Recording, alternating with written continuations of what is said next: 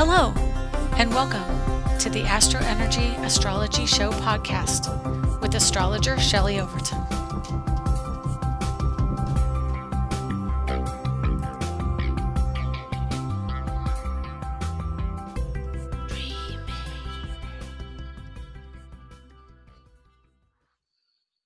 Hi, everybody. It is Shelley Overton with the AstroEnergy Astrology podcast. And so I'm here at July 29th on July 29th, and I'm excited to be with you today. We are talking a lot about astrology and what's coming up, some of the more significant things, and how some of the planets affect us. So it's good to be with you. If you are interested in getting a hold of me, you can get me at angeliczodiac.com, and maybe then my mouth will work. Anyway, so it's good to be here. I am in my lovely room with all of my lovely art behind me. It's all prepped and ready to send. I'm in the process of getting it up on my website. And when I do, I'll let you know. Actually, this is a little aside because I am also an artist. This is one of my latest paintings. I thought I'd share it with you today because I talk about my art, but I don't always show you. So anyway, that's one of my pieces. And yeah, okay, let's get into it. So today we have I'm just going to tell you all the planets. How about that? Here. There you go. I apologize to the people who are listening. I know listening makes it a little more difficult to see what I'm showing you, right? So you can watch my vlogs and my videos over at my YouTube channel too. So now that we got all that out of the way, well, you can get it if you just type in Shelley Overton or Angelic Zodiac, it should come up.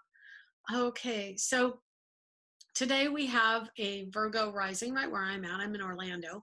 And a rising sign, for those of you who are new and not that familiar with what it is, the rising sign is the position of the well, it's not even a constellation. How do I explain this?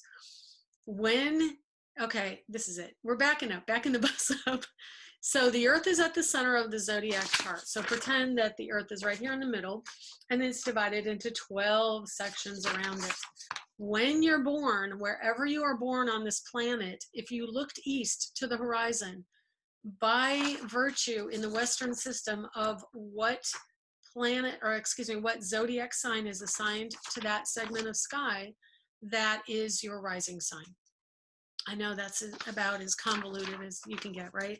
So this is the Earth in the middle. You rotate the sky throughout the day because we're rotating as a planet. So the sky rotates around us, apparently.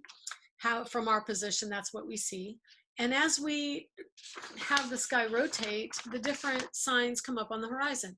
When we look to the east at the moment and place of birth, that is the sign that you are born with a rising sign.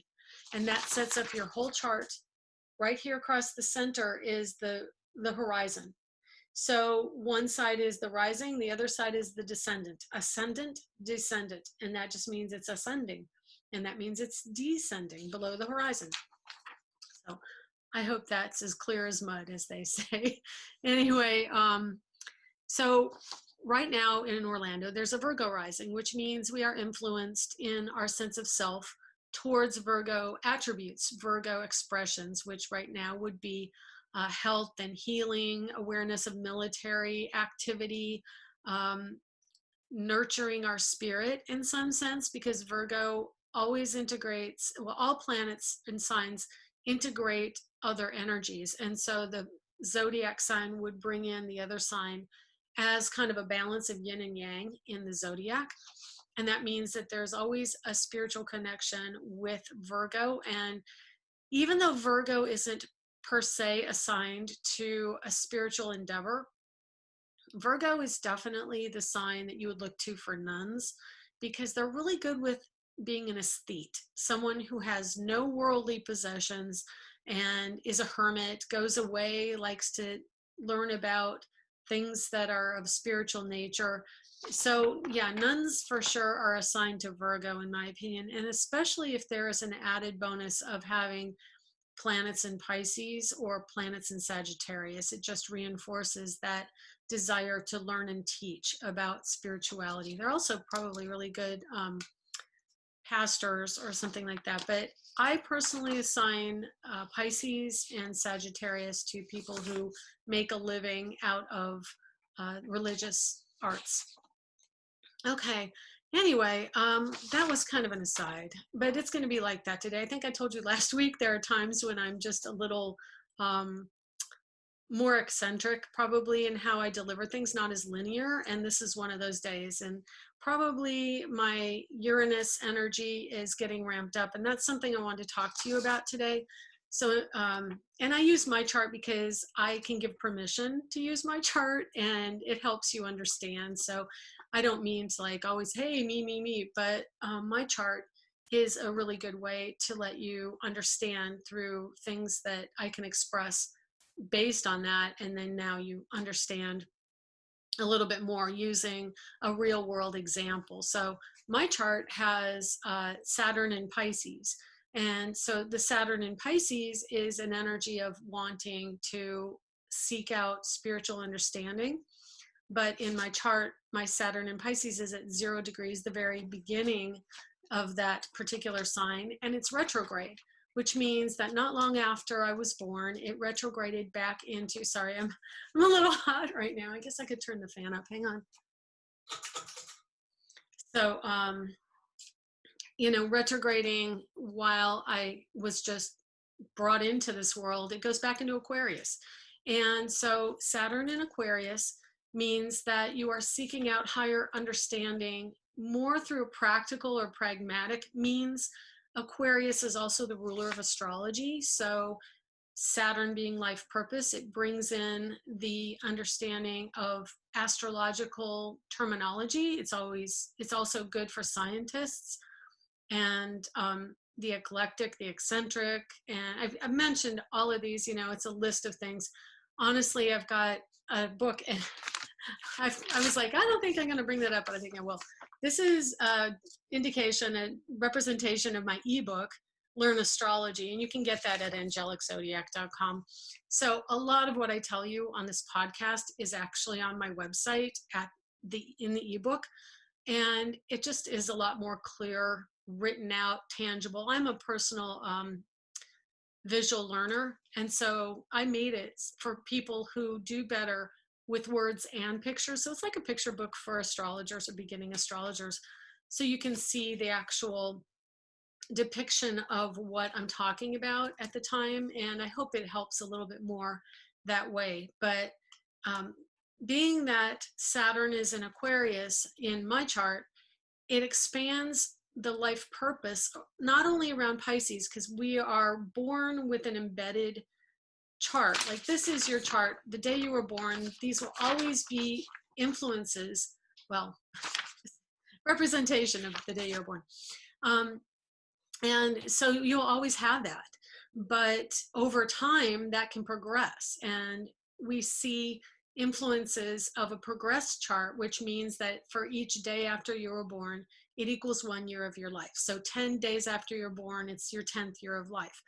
By that formula, excuse me, by that formula, we see in my chart as an example, Saturn is in Aquarius in N degrees of Aquarius. So that means that the planet retrogrades back towards something. So if you go back to the year I was born, 1964, and you see how that planet is moving, it went direct before I was born. Then just like right before I was born, it went retrograde, and then it went back into Aquarius, and then after that it went direct again later in the year, and that means that it went back over the degrees that I was born at.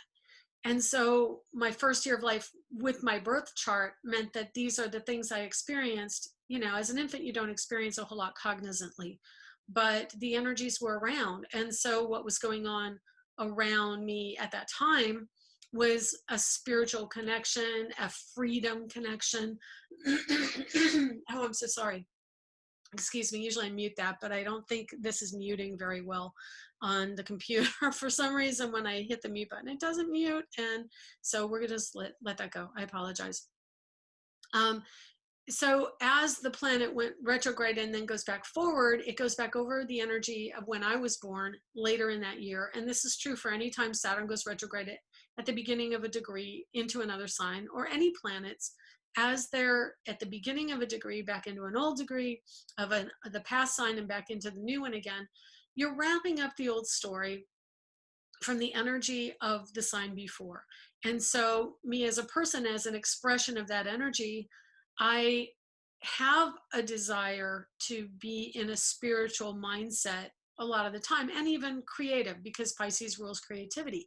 So, of course, I'm an artist as part of my expression, but I also seek out understanding of religion. And I've sought out different religions in my lifetime as an expression of the Pisces energy. Now that in my chart, I've gone through this Aquarius, late degree Saturn in Aquarius, and by progression, I have just a few years ago gone direct in my chart, which meant that 52 years after I was born, my Saturn went direct, or so 52 days after I was born, it went direct in the sky. And then as a progression, 52 years later, I felt that shift forward. So for most of my life, I've pursued the astrological energy as an expression of my career and my life purpose.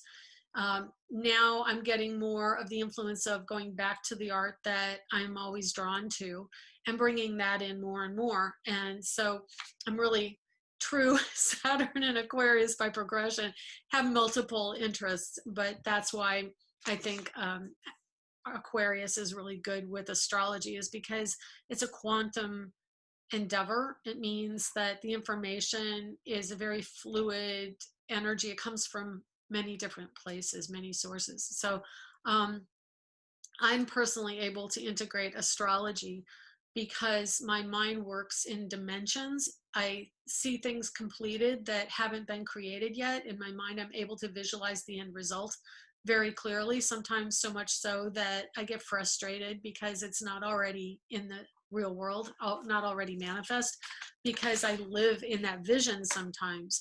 And that's a hazard of Pisces planets. So if you've got some Pisces planets in your chart, you're an amazing visualizer. You really do bring in life experience and experience even from other past lives, which is what Pisces rules.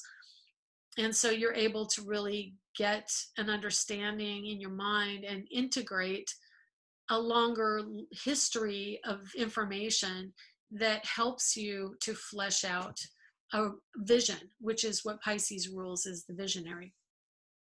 So let's look back at what's going on today.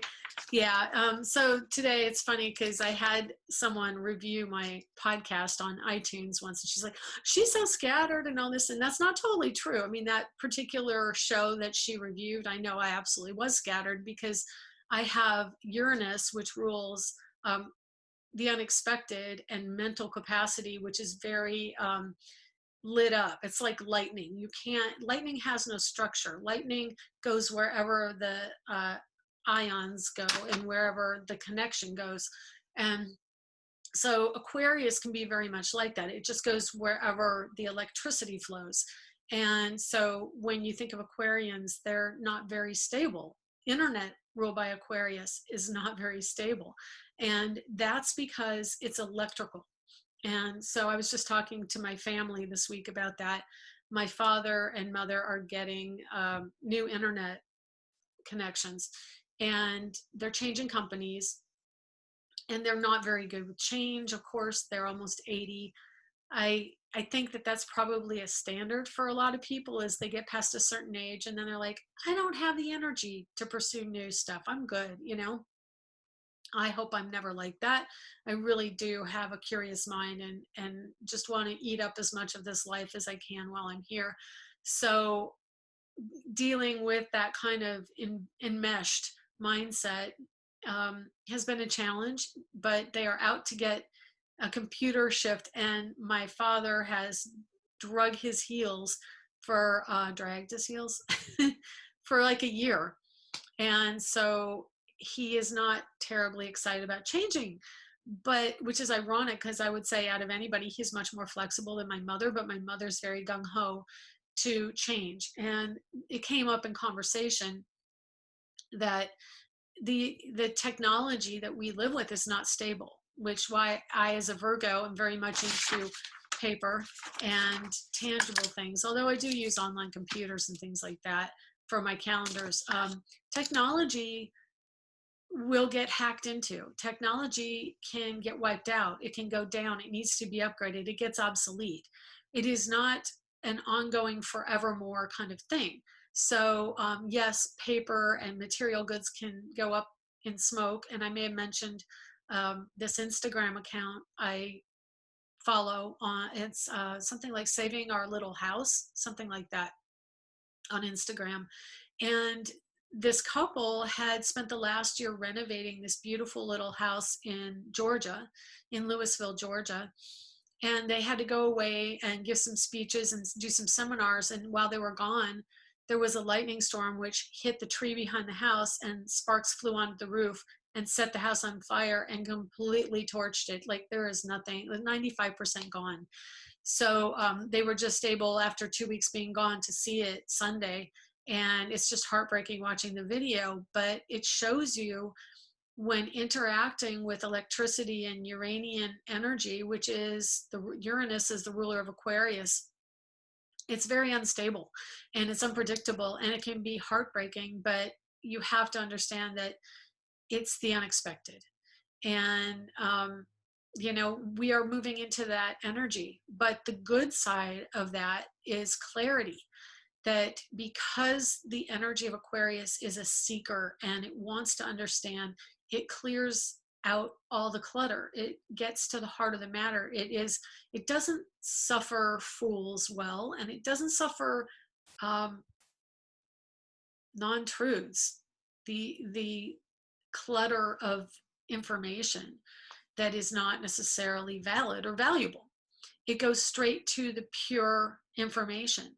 So when we see Saturn move into Aquarius again at the end of the year, he is going to try and make some kind of grounded structure out of this electrical mess, seen from a grounded, earthy standpoint anyway.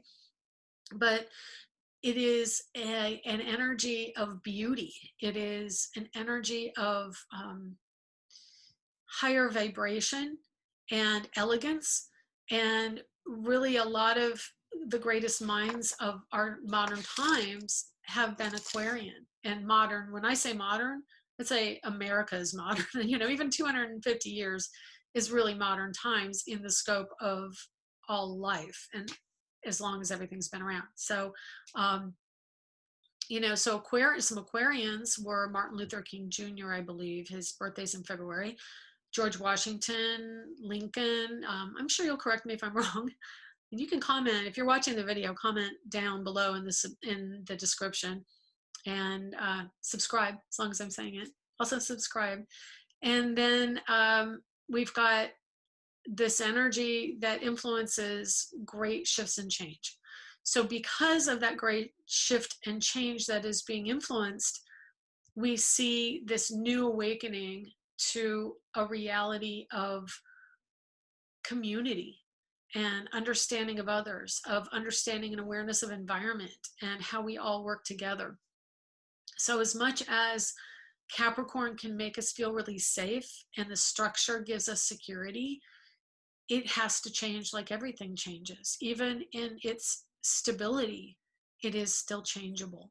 Everything on earth is changeable. And I think that's something, and I'm not trying to make you feel bad, honestly, quite the opposite. I'm trying to make you feel better in knowing that if you understand the nature of reality, which truly is shift and change and integration, bringing ideas in, you can get beyond the dogma of saying, really fighting the change.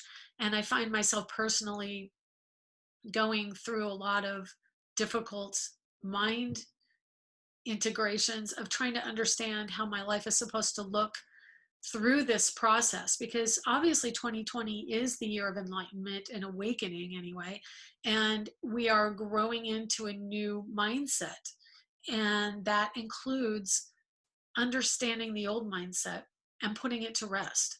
So we have all these issues coming out. We have the ills of society are being purged and brought up to the surface so that we can integrate them and move on.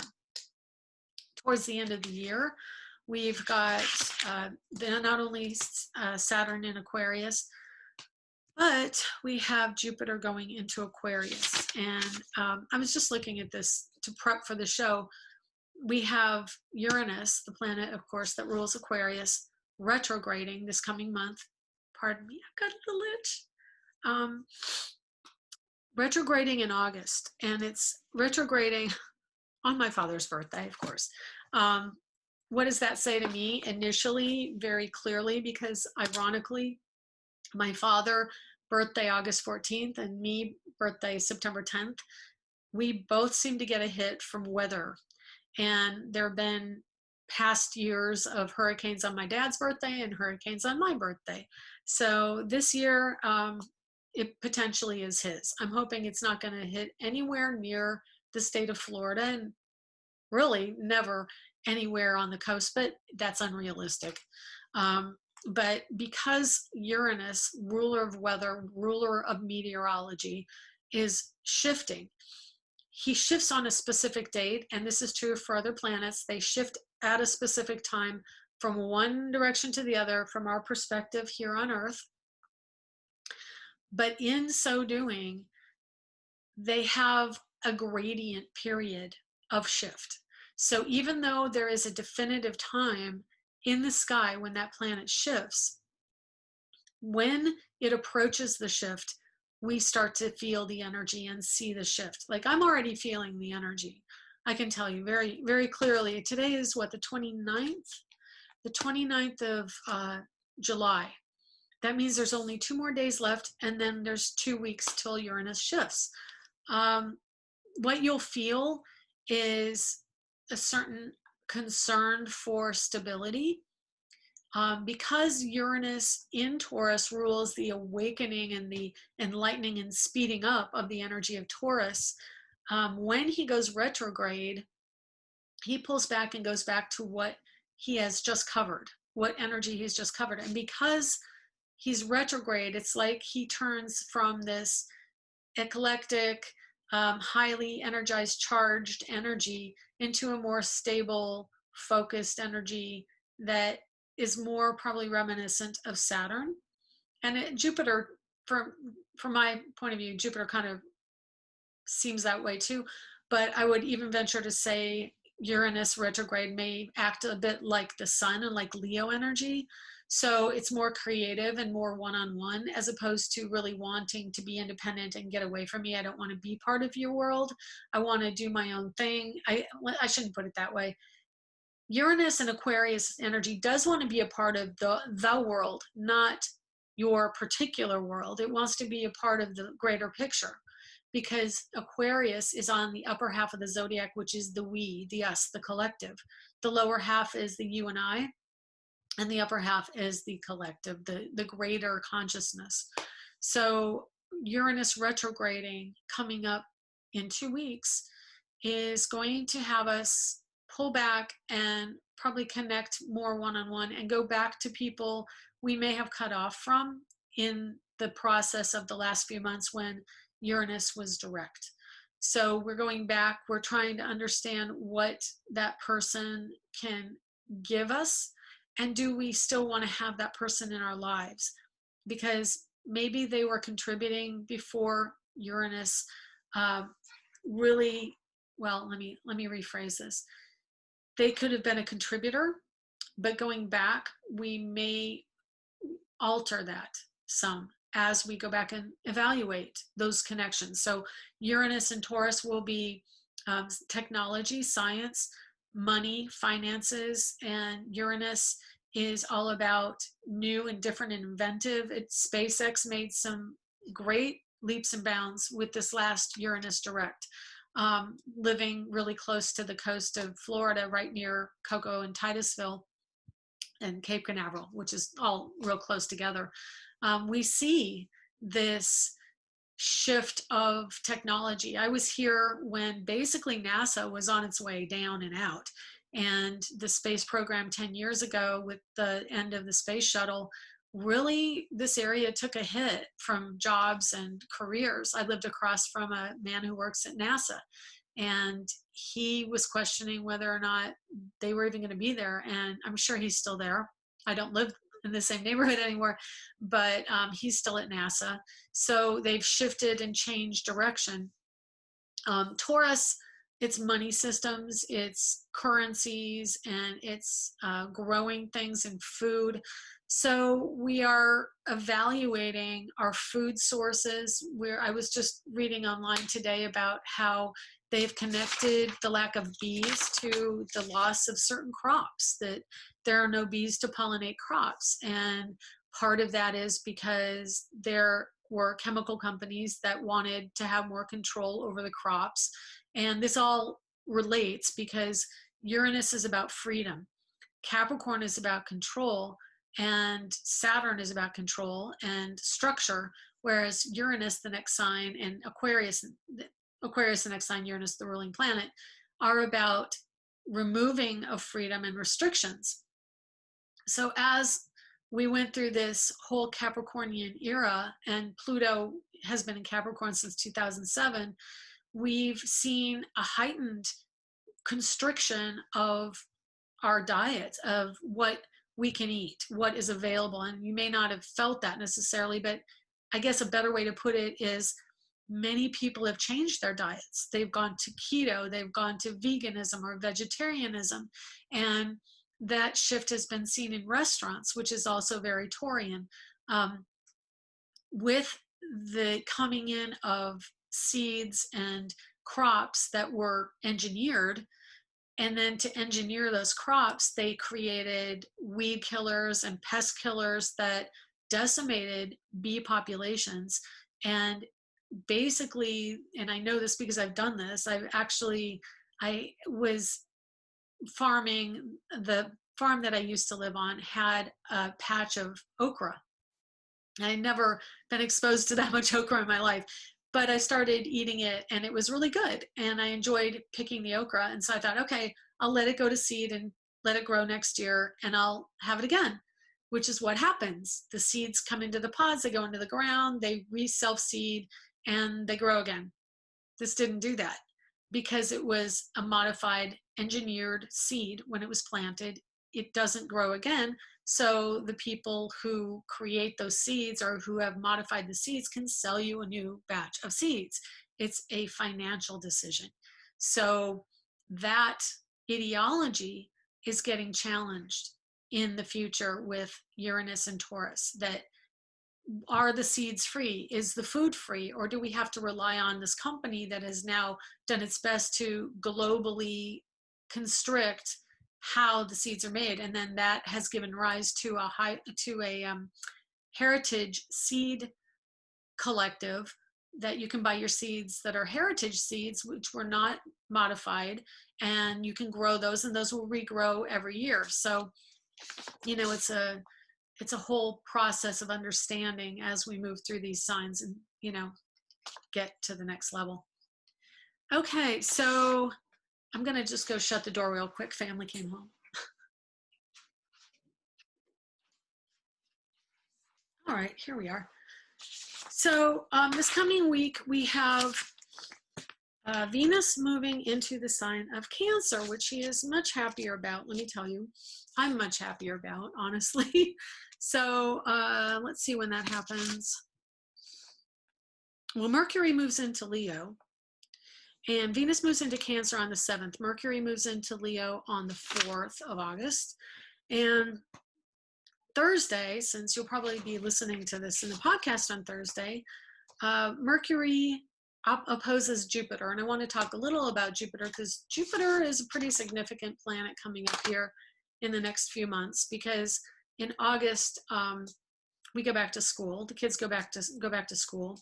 I think that that's going to be a patchwork quilt of consistency.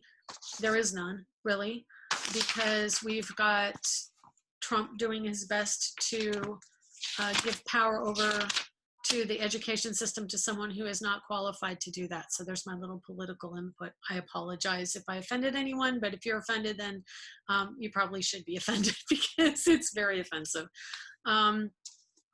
Anyway, Jupiter is about education, learning, understanding, and he is going to be going direct soon in September. And that means there's going to be a shift by September of ideology around this. And of course, he's retrograde, which means he's going back to the old way of doing it, or wants to go back to the old way and evaluate it. So I would say at the outside through September, we're really wanting to go have things the way they were. I understand that there's definitely a need for children to have social interaction, but that's not the year we're in. We're in the year where they need to not. That's part of the lesson. And I have a feeling this is going to turn off people, but it's okay. I'm okay with that. I'm really kind of tired of altering who I am to pander to certain people who will clamp down on others because their opinion's different. I embrace it. I live with Republicans. I'm a Democrat. So there's a conflict every single day in learning how to live with each other. And that is a very important lesson of these times.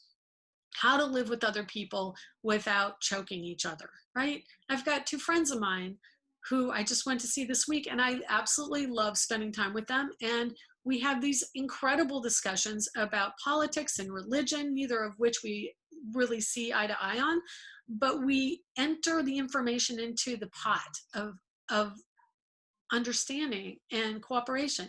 So really, if we want a better world, we have to get back to understanding the other side. Do I agree with it? No. Do I get riled up about it? Most of the time. But I'm also open to discussing and understanding because I have to understand the other side. And that's the world we're heading into. Jupiter's going into Aquarius, Saturn's going into Aquarius, and it's about understanding other people. It doesn't mean you have to agree. It means you can agree to disagree. I don't know how politics works like that. Probably we're going to have a quorum of some sort. That's really what I think that we're heading towards, is the collective roundtable of the minds of the time, moving our society forward. But we're currently in a hierarchy. And, you know, I think the hierarchy is having cracks. And it'll be interesting because obviously this country, America, that I'm in, was founded with the cracks of another ideological system. And that broke apart and started this one. And it happens around the world all the time. So, you know, we can't, I think part of the problem that we have as a society is we think that things don't change. And they change. It's a given. It's the way it is. It's the way it has to be. If it didn't change, we would all be the same color skin. We would all have the same preferences. It would be homogeny. And that's not the world. The world is a variety. It's a melting pot of ideas and ideologies and choices. So, you know, we're heading towards Aquarius, and that means that we have to start being more flexible. We have to open up our ideas to other ways of looking at things, if only to say, yes, I'm open to it. You don't have to take it on as your own. Nobody's forcing you to choose something you don't want to choose. But, well, at least I hope that's not the case. So let's see what else we've got here this week before I have to sign off. And I want to thank you for being here. They're kind of noisy. I hope you can't hear it. Everybody I watch on YouTube is like, oh, did you just hear that? And I'm like, yeah, I didn't hear anything. So I'm hoping that's the case with you. Yeah, so I'm just going to mute for a second. Hang on.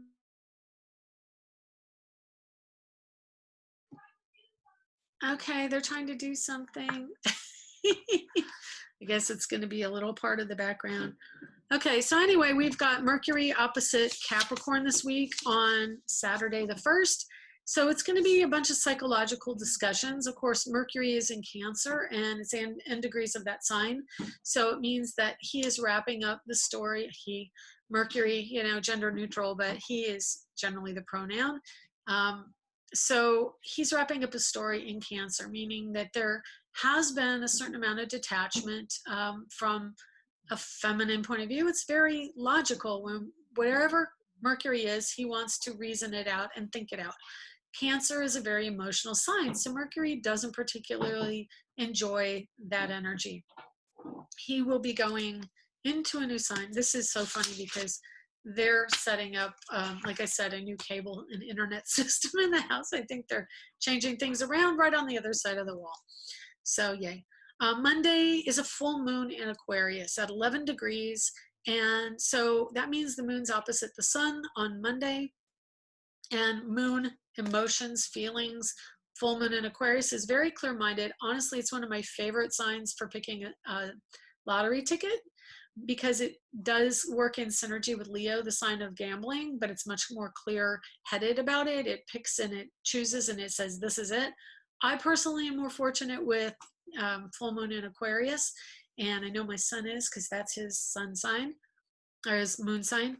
So yeah, so we're going to have an opposition though to Saturn. Saturn is digging its feet in saying, no, I want things very stable and structured.